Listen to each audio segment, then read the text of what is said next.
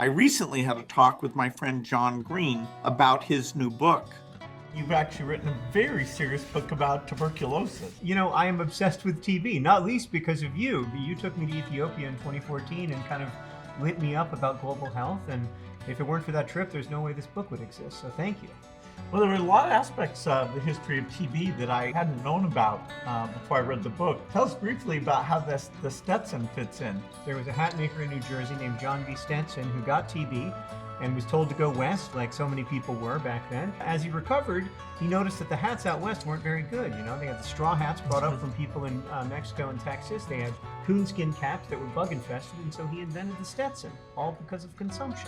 And at the center of your book is an incredibly touching story of somebody you become close friends with. So Henry Ryder is a young boy in Sierra Leone who I met in 2019 when he was very sick with drug-resistant tuberculosis. Following his story over the next 5 years is really what drove me to want to write the book.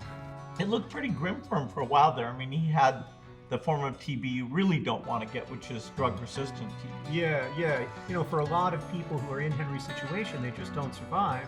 But we know how to cure drug-resistant TB. I mean, it is the kind you don't want to get, but it's still curable. Eventually, Henry was able to access the kind of personalized, tailored treatment that we all deserve, thanks to his doctor, Jerome Tefera, and that's really why he's here with us today.